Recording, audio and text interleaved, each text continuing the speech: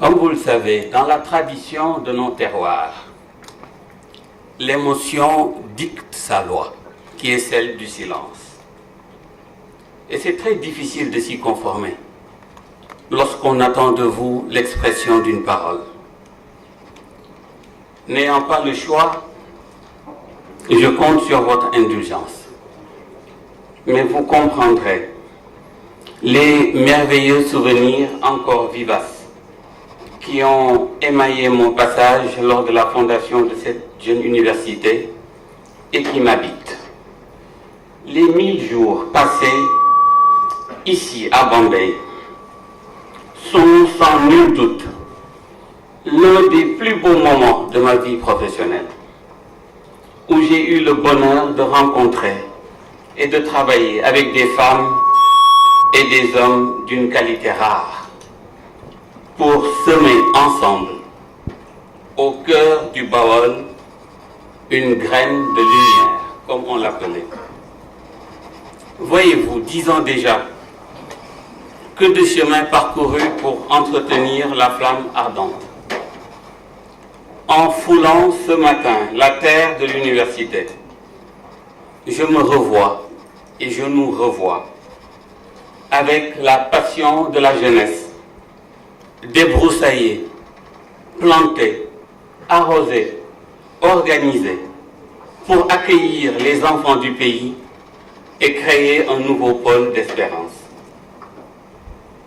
Malgré les apparences, il m'est très difficile de soutenir les regards et les sourires si empreints d'humanité que je croise ça et là, et qui ont été pendant des années ma principale source d'inspiration et d'enthousiasme.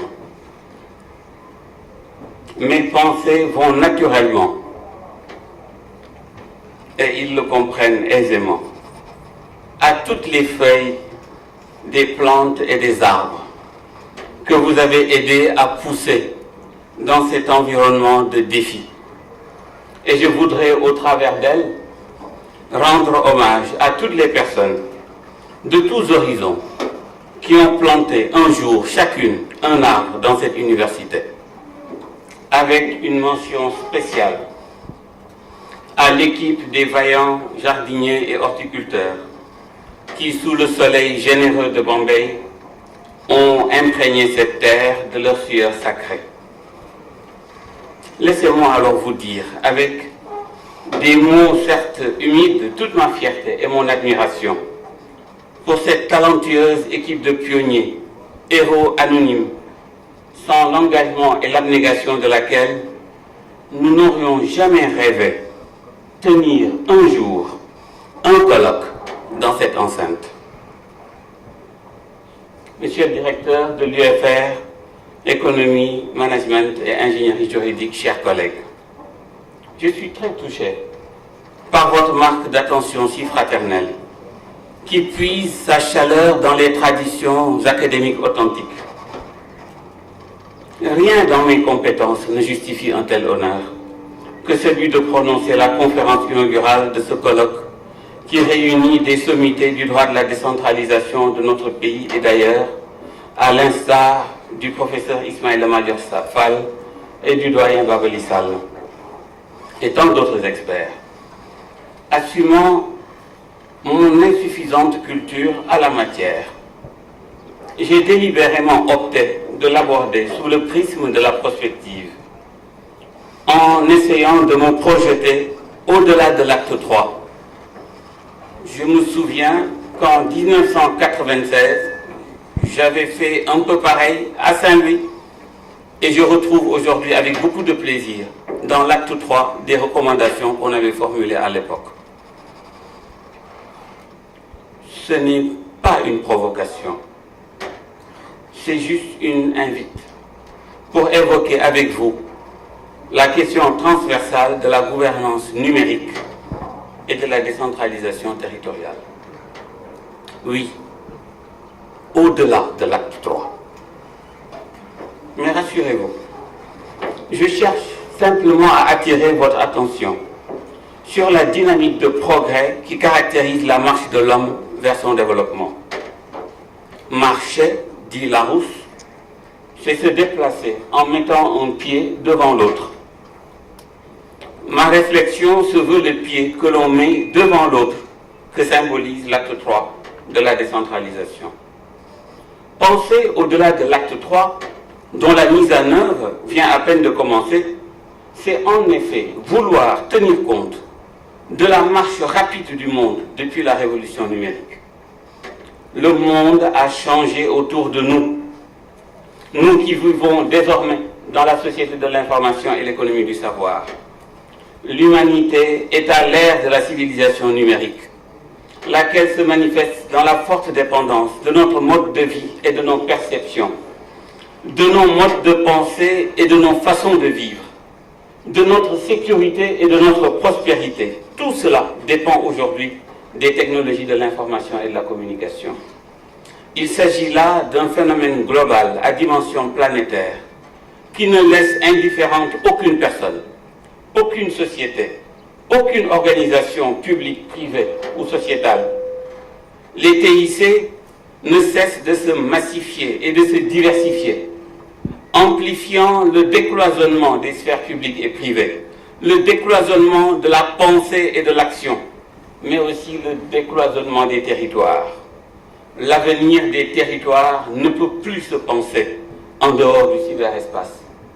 Et je suis très heureux de saluer la pertinence du discours inaugural que vient de présenter tout à l'heure, il y a un instant, le président du Haut Conseil des collectivités territoriales.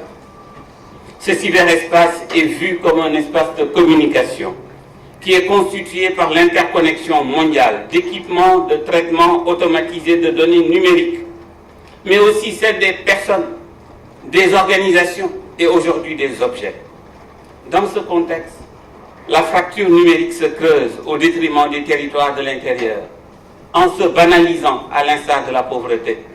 Les collectivités territoriales ne profitent pas encore de tous les avantages du numérique, mais elles en subissent plus que tous les travers, notamment en termes d'exclusion. N'étant pour l'essentiel que des consommateurs lointains de certains produits et services, je pense à la téléphonie mobile, au transfert d'argent et parfois à l'information économique agricole. N'étant pas producteurs de contenu, encore moins de technologie, nos territoires s'auto-excluent de la société de l'information, qui se veut pourtant inclusive.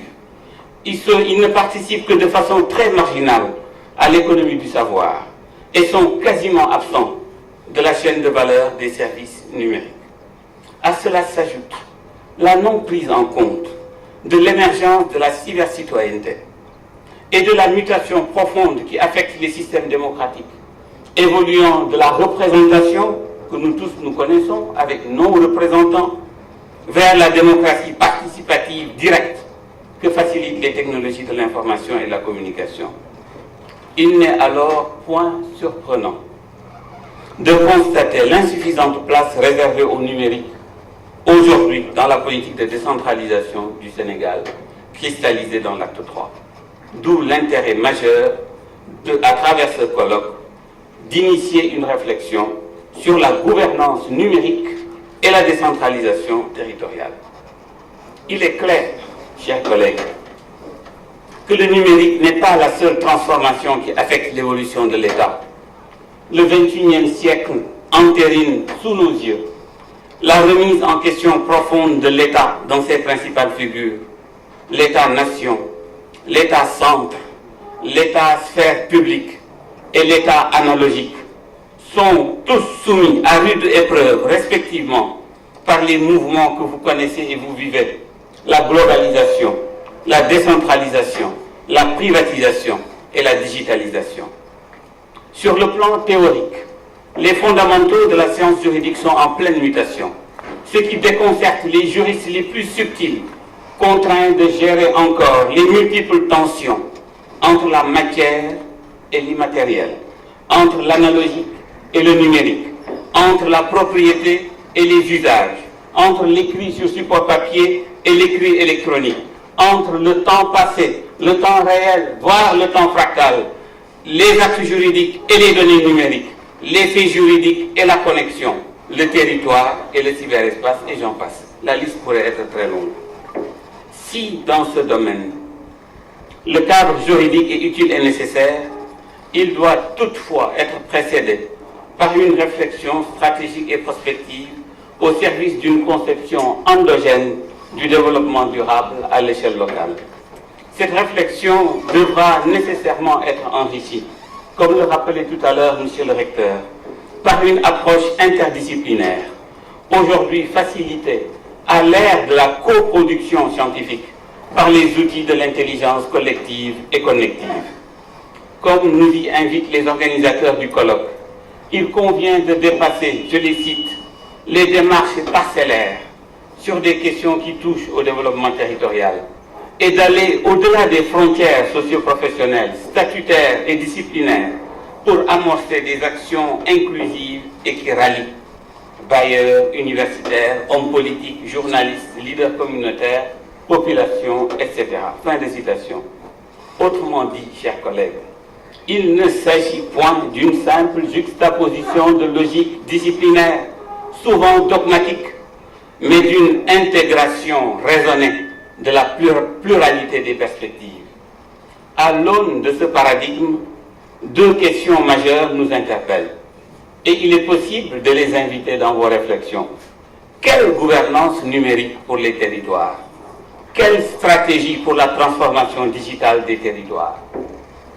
Tels sont les deux souffles qui vont ponctuer les deux temps de mon intervention. Quelle gouvernance numérique pour les territoires? En s'interrogeant sur la gouvernance et le pouvoir local au cours de cette journée, vous serez au cours des éléments qui viennent d'être soulevés.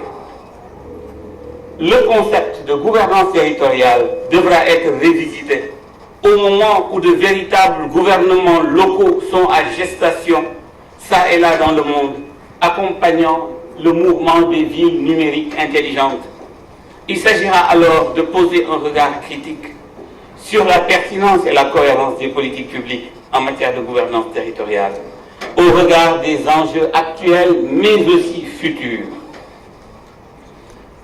Regardez la pertinence de la prise en charge de tous ces impératifs dans le Code des collectivités locales. Convaincu que l'homme est au début et à la fin de tout processus de développement, le regard des socio-anthropologues sera utile pour éclairer sur l'implication de la société civile dans la gouvernance locale. Avec le numérique, de nouveaux usages vont encore voir le jour et s'inviter à l'approfondissement de la gouvernance territoriale.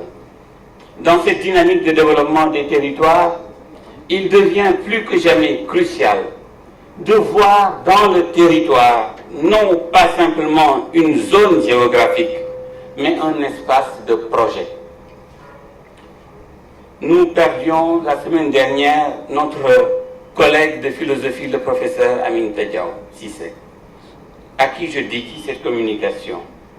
Elle relevait avec beaucoup de pertinence, je la cite, l'espace du politique est celui où toute idée n'a de sens que parce qu'elle est projet, lequel se donne à voir comme une praxis future, un mode d'appropriation de la nature. C'est dans ce hiatus projet-praxis que réside la zone d'indétermination pour le politique. Fin de citation. Pour la conception et la réalisation des projets territoriaux, les compétences numériques des territoires devront être renforcées pour y accompagner le développement de véritables écosystèmes numériques. De nouvelles formes de partenariats sont à inventer. En France, l'expert Hakim Oral parle déjà du partenariat avec les 4P, partenariat public, privé, population, à la fois, parce qu'on les oublie souvent. Ce partenariat devra être promu à l'échelle des territoires pour accompagner la dynamique numérique et favoriser l'émergence d'un territoire plateforme. Dorénavant, les collectivités territoriales devront veiller sur la sécurité même du patrimoine numérique et culturel de leur population. Dès lors, on comprend aisément que la vulnérabilité dans le fonctionnement normal des institutions de gouvernance locale peut compromettre la durabilité des territoires. Il sera essentiel de gérer le risque numérique, lequel peut être aujourd'hui d'ordre technologique, d'ordre informationnel avec les données, d'ordre communicationnel avec la gestion du tissu social. Quelle que soit sa forme et son ampleur, le risque peut avoir pour effet ou pour impact la méfiance vis-à-vis des personnes et des institutions, peut avoir pour impact l'insécurité ou encore des traumatismes sur notre conscience, nos personnes et nos biens. Je prendrai uniquement l'exemple de l'état civil. Vous savez que jusqu'à ce jour, le registre national d'état civil du Sénégal n'est pas encore fiabilisé. C'est la responsabilité et de l'État et des élus locaux. Il s'agit d'un enjeu de souveraineté qui doit être pris très au sérieux. On doit juste se rappeler qu'à l'aube de la traite négrière et de la colonisation, notre pays ne disposait pas de registre d'état civil.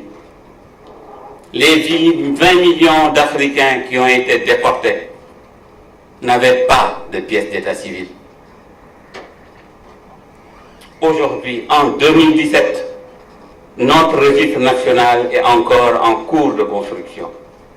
Ce qui affecte, comme vous le savez tous, au-delà de la fiabilité de tous les autres registres de l'État, les élections, le commerce, le foncier, le crédit immobilier, la santé, l'éducation, la justice, qu'en sais-je encore, cela affecte aussi la crédibilité de nos politiques publiques.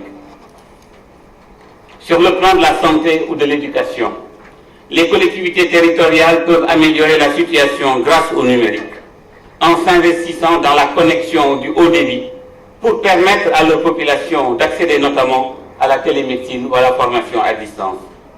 L'université Alioune Diop de Bombay pourrait renforcer son positionnement sur ce créneau et offrir une véritable plateforme de compétences pour le développement d'une forte expertise contribuant au renforcement des capacités des acteurs de la gouvernance locale et pourquoi pas par une spécialisation sur le numérique dans sa formation en ingénierie territoriale du développement.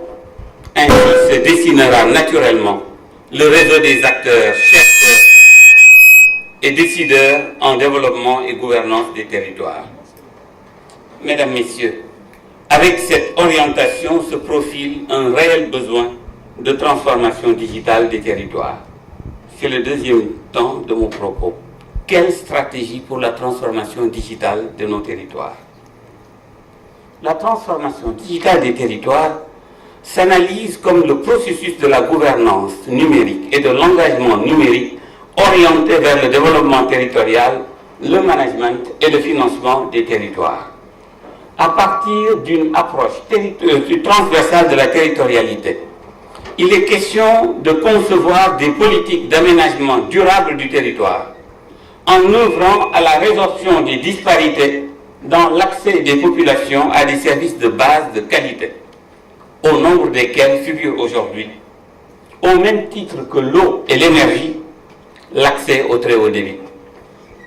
Le marketing territorial, dans un contexte de renforcement des capacités et de promotion des territoires, peut être optimisé grâce aux outils numériques. Sur le plan du management des collectivités territoriales, la réduction continue des ressources financières des collectivités locales pose la question de la place de la créativité, comme l'a rappelé tout à l'heure le président du HCCT. la place de la créativité dans la recherche de mécanismes de financement innovants, en lieu et place des projets de nouveaux impôts à créer qui ne feront qu'accentuer une pression fiscale déjà trop lourde et anti-économique. L'informatique de gestion pourrait contribuer efficacement à l'autonomisation de la gestion comptable, fiscale, foncière, ainsi qu'à la mise en place de mécanismes de contrôle et d'audit au service d'une gouvernance locale transparente. Il s'agit là d'innovations incontournables qui doivent aller de pair avec le développement des stratégies entrepreneuriales à l'échelle du territoire. Désormais, le développement local, comme le développement tout court, ne peut plus se penser en dehors du numérique. Comme toute révolution, la révolution numérique est la résultante d'une bifurcation sans précédent qui fait pénétrer l'humanité dans une nouvelle forme de société. Nous assistons à une accélération de la production et de la diffusion de la connaissance qui s'accompagne d'opportunités extraordinaires à tous les niveaux, avec son cortège de nouveaux métiers, de nouvelles frontières, de gains d'opportunités pour le plus grand nombre. Dans ce nouvel environnement, l'intelligence elle-même se métamorphose, ce qui permet la co-création à partir de plateformes de travail collaboratives de plus en plus sophistiquées. Il s'agit véritablement d'une révolution anthropologique profonde qui nous dicte l'ouverture et la transparence et érige l'interdépendance en paradigme. Plus que jamais, il est nécessaire d'avoir les capacités de travailler dans ce nouvel environnement professionnel et d'avoir les compétences pour créer de la valeur à partir de l'information qui est devenue la ressource stratégique par excellence. Malgré la globalisation des défis, les attentes locales restent très fortes. Un effort soutenu est nécessaire pour sortir de l'exclusion numérique qui est l'antichambre de la cybercolonisation.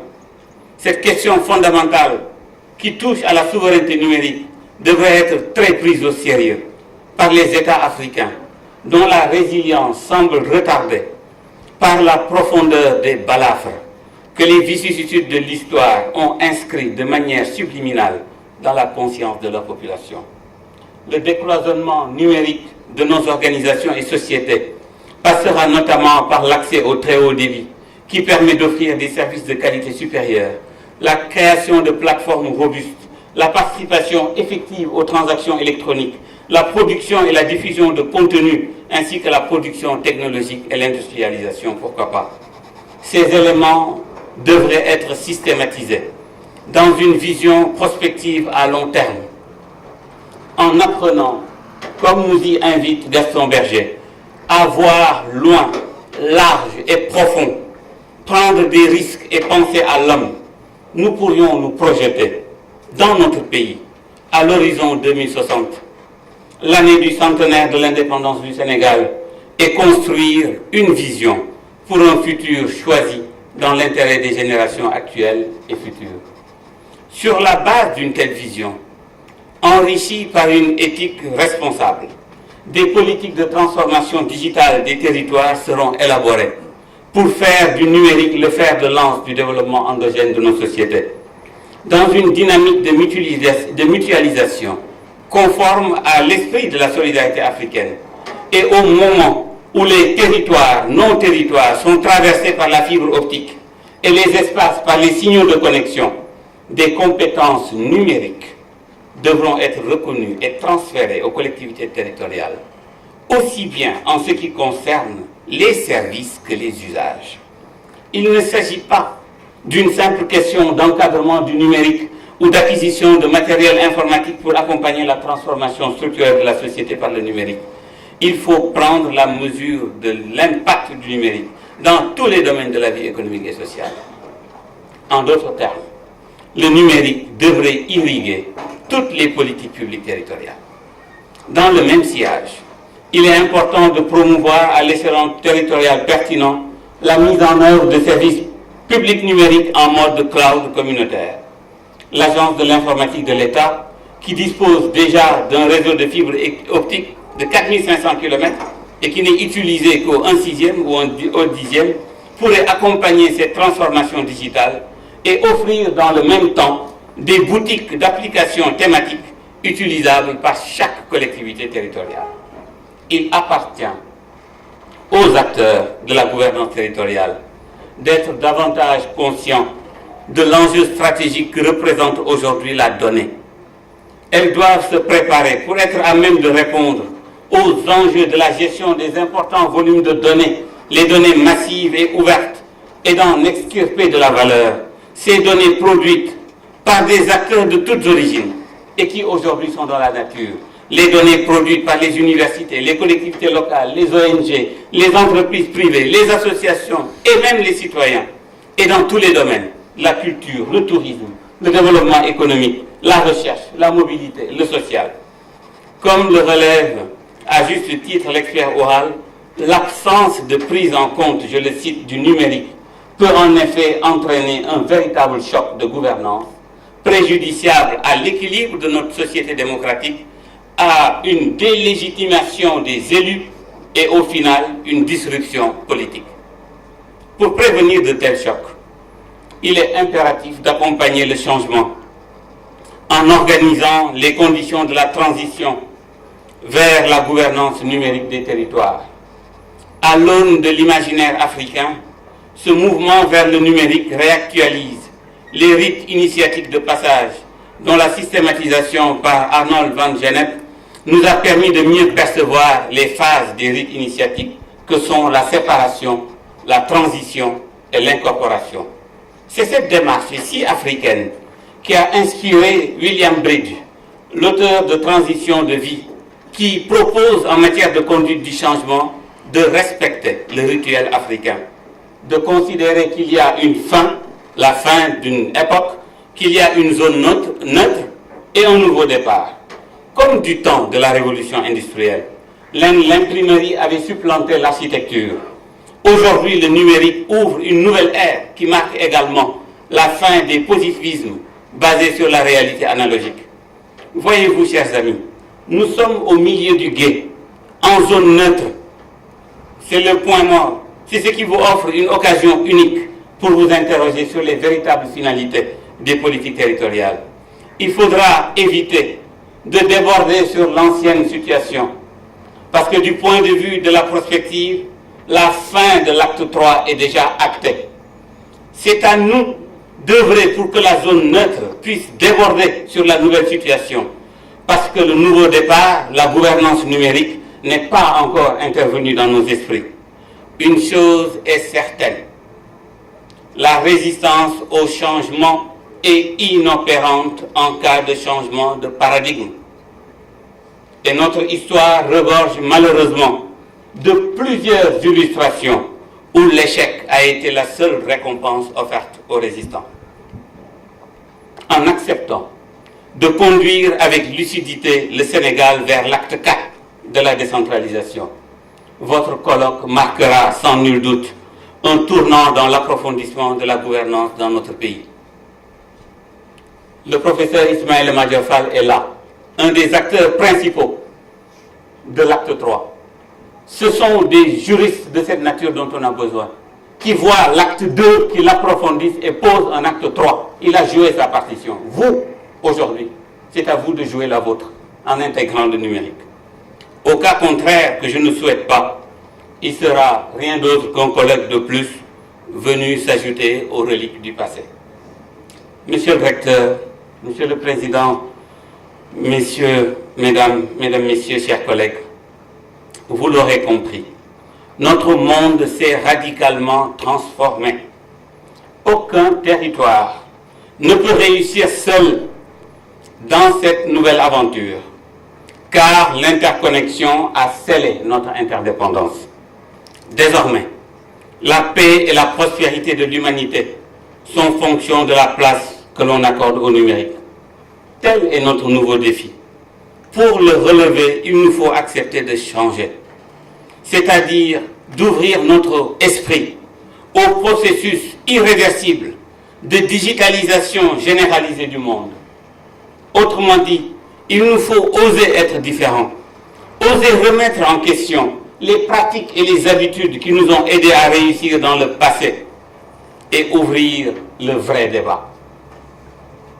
Pour ouvrir ce débat, je voudrais, pour lui rendre hommage, partager avec vous le message électronique que m'a adressé le 2 mars 2016 à 13h15 la philosophe Aminata Diaw, en réponse à l'article que je venais de publier sur le référendum. Oui, non, pourquoi? Je la cite. Le grand problème de notre pays, dit-elle, c'est qu'on ne débat pas. Et on ne débat pas parce qu'on ne s'écoute pas. Entre la doxa et la passion ne peut surgir que de la turpitude. J'ai bien l'impression, à écouter les uns et les autres, que cette exigence de hauteur a déserté les esprits, parce qu'on a oublié un mot simple qui nous aurait rappelé la finalité de tout ceci. Pourquoi? Si beaucoup de ceux qui parlent avaient ce mot à l'esprit, comme jusqu'à en faire une obsession, ils auraient compris que la démocratie n'est pas affaire de bien-pensants et de mal-pensants, avec d'un côté ceux qui ont raison et de l'autre ceux qui ont tort. Ils auraient compris la portée essentielle de l'écoute. Ils auraient surtout saisi que la vitalité, mais aussi la durabilité de notre démocratie ne peuvent se fonder que sur une éthique de l'intercompréhension.